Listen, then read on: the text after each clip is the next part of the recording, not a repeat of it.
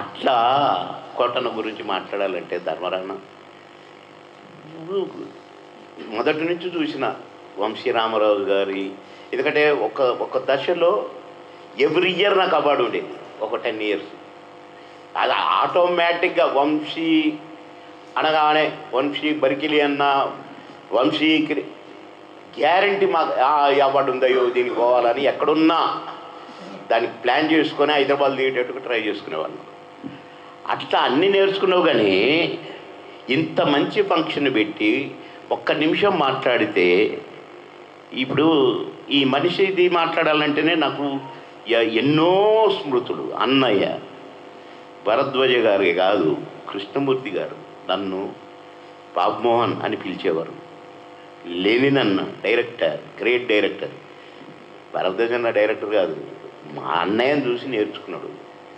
అసలు నేను అప్పుడప్పుడు నిజంగా చెప్తున్నాను, లెనిన్ గారిని ఒకసారి అటు చూడాలని పోయేది నిజం. భరద్వాజ అన్న లేనప్పుడు చిన్నగా వాళ్ళిద్దరు కనపడి వచ్చేది, ఎందుకు పోయేదో తెలియదు, ఎందుకు కనపడేదో తెలియదు. అట్లా ఆ అనుబంధము అయ్యి అసలు మాట్లాడదామంటే టైం లేదు కదా. అట్లా కవిత గారు, నేను చిట్టమ్మ గారు, చిట్టమ్మ అదే చిన్న పాపది, పాపది అది మన భాగ్యనగర్ స్టూడియోలోనే షూటింగ్, అమ్మ ఉండేది అప్పుడు. చిన్నారి చిట్టిబాబు షూటింగ్లో చూసా. ఇట్లా ముగోడు నడిచినట్టే నడుచుకుంటూ ఈమె హీరోయిన్ అనుకున్నాను. కానీ ఏమి తల్లి గారు, మళ్ళీ ఏడిస్తే మాత్రం ఊరుకొని మైకి విసిరేస్తారు. వాళ్ళ అమ్మగారండి గ్రేట్ తల్లి. అలాంటి తల్లి అసలు అందరికీ అలాంటి తల్లులే ఉండాలని అట్లా అనిపించేది నాకు ఆమె చూసినప్పుడల్లా. నేను అప్పుడు లీవ్ పెట్టున్నాను, హైదరాబాద్ ట్రాన్స్ఫర్ నాకు కావట్లేదు. నా మిస్సెస్కేమో హైదరాబాద్ ట్రాన్స్ఫర్ అయింది, నేను ఖమ్మము. ఎప్పుడో 3 నెలలకు ఒకసారి 2 రోజులు లీవ్లు ఇస్తే వచ్చేది. కానీ కొద్దిగా నాటకాలు వేసిన ఇది కదా, షూటింగ్ ఏమైనా జరుగుతుంటే చూడటానికి పోయేవాడిని. అట్లనే భరద్వాజ అన్న ప్రొడ్యూసరు, చిరంజీవి గారు కోతల రాయుడు సినిమా, చిరంజీవి గారు చెట్టు కింద నిలబడ్డారు సారథి స్టూడియోలో. ఏమండి మీరు ఇందులో యాక్ట్ చేస్తున్నారంటే అవునన్నాడు. హీరో ఎవరు అని అడిగిన. ఇక అన్నయ్యగా కింగు ఇట్లా అరే అందరిని అరే, చీరన్నను కూడా అరే, భానుచంద్రను కూడా అరే. అందరూ ఒక పెద్ద అన్నయ్య దగ్గర తమ్ముళ్ళు ఉంటారు చూడండి, అంతా అట్లా గిలగిల అనుకుంటూ చుట్టూ కోడిలాగా, కోడి పిల్లల్లాగా అట్లా అసలు భలే గమ్మత్తు ఉండేది భరద్వాజ అన్న షూటింగ్స్ అవి. సరే ఈరోజు నేను అనుకోక ఆర్టిస్ట్ అవ్వటం, ఇక అన్న సినిమాల్లో ఆడ కూడా పాటలు గీయటలు అర్ధరాత్రి పెట్టేది అని. మేము అసలు షూటింగ్ చేస్తున్నాం అనుకునే వాళ్ళు కాదు, రిలాక్స్కి వచ్చినాం అనుకునేది. అంటే ఎందుకో మన ఒక పెద్దది అట్లా ఫీల్ అయ్యేది. అట్లా వంశీ రామరాజు గారు బాబా ఎన్ని అవార్డ్స్ నాకు, వారి గురించి మాట్లాడడానికి అసలు సరిపోదు. అట్లనే అందరూ కూడా కవిత గారు కానీ అందరూ, రామ సత్యనారాయణ గారు, ఈ ఇద్దరుగా కూడా మంచి శిష్యరికం చేశారు. కానీ టైమింగ్ తెలుసుకోలేదు. రామరాజు టైమింగ్ తెలుసని మీకు, మనిషి అలవడు, తొనకడు, బెనకడు. చాలాసార్లు చెప్పిన అర్థం, నిల్చుంటాడు లేక కూర్చుంటాడు, సైగలే కన్ను సైగలతో 3-4 గంటల ప్రోగ్రాములు, అన్ని అవార్డులు, 100 మందికి అవార్డులు నడిపితే నేను చూశాను కూర్చొని. నిజంగా అదొక ఆర్టు. వంశీ రామరాజు గారు ఫంక్షన్ నడపటం అంటే నేను ఆయన యాక్టివిటీ అంతే, ఇక అది అయిపోద్ది ఆ పని. అరే రిమోట్ ఇప్పుడు వచ్చిన, అప్పుడు రిమోట్లు లేవు, అప్పుడు రిమోట్లు అంటే వంశీ రామరాజు గారు.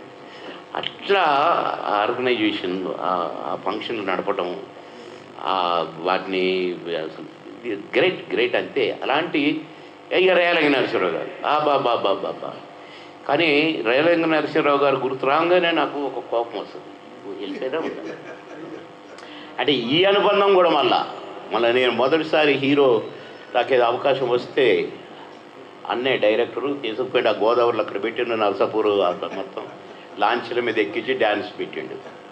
ఈ ఆడంలో పడుతున్న గోదావరిలోని, గోదావరి మధ్యలో పోతుంటే ఎట్టుంటుంది నిలబడితే పైన.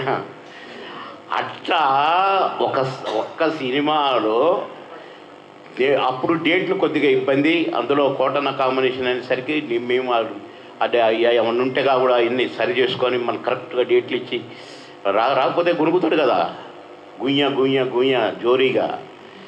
అయితే షూటింగ్కి వచ్చానండి, స్పాట్కి వెళ్ళాను, గబ లేట్ వచ్చింది. ఆ రోజు కొద్దిగా ట్రైన్ లేట్ అయినట్టుంది. అది మళ్ళీ అక్కడి నుంచి ఇక్కడ షూటింగ్ ఊరు దాకా పోవాలి. పోయి కనపడటానికి పోతే అన్న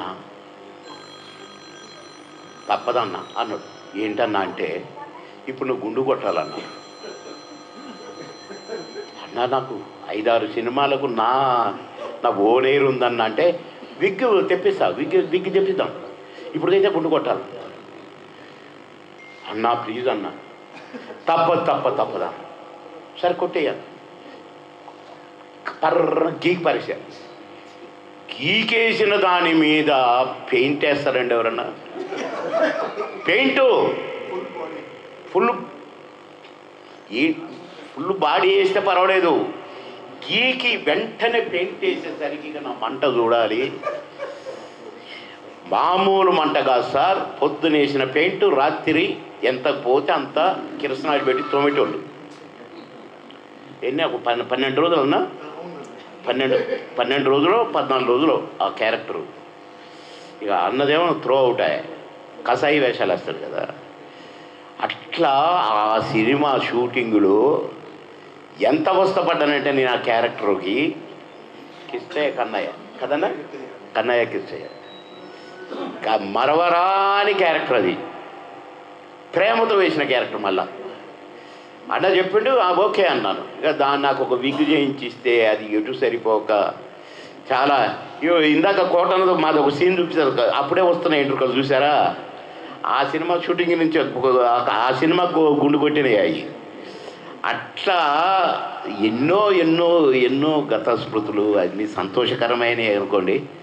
కనుక ఎన్ని సంతోషాలు కలిసిన ఈరోజు ధర్మరావు ఉన్న కార్యక్రమం చేస్తున్నారంటే నాకు కృష్ణమూర్తి గారు అనగానే కుటుంబం గుర్తొచ్చి ఇది ఎట్టి పరిస్థితిలో వెళ్ళాలి అని నాకు చాలా ఇంపార్టెంట్ పని ఉండే లక్డిగపూలు. నేను అసలే ఈవినింగ్స్ ఆ లక్డిగపూలు సైడ్ కానీ అటు అసలు రోడ్డు దాటడం వద్దని పెట్టుకున్నాను నేను. కానీ తప్పదు, అటు పోయి ఇటు రావాలి. ఇక ట్రాఫిక్ అయింది. ఆ సీఎం బాలకృష్ణ గారింటి దగ్గర సీఎం గారు వస్తున్నారని ఆపేశారు. ఇక అట్లా కొద్దిగా 5 నిమిషాలు లేట్ అయింది. సరే ఈయన గునిగండు సరిపోయింది అనుకోండి దానికి. అన్న thank you very much Dharmarao గారు. అన్నలందరినీ కలిపారు, నాకు చాలా సంతోషంగా ఉంది. మీకు ధన్యవాదాలు. నా ఒక వ్యక్తి గురించి నేను తక్కువ మాట్లాడాను, బాధగా ఉంది. Thank you very much. నమస్తే. ఇటువంటి గొప్ప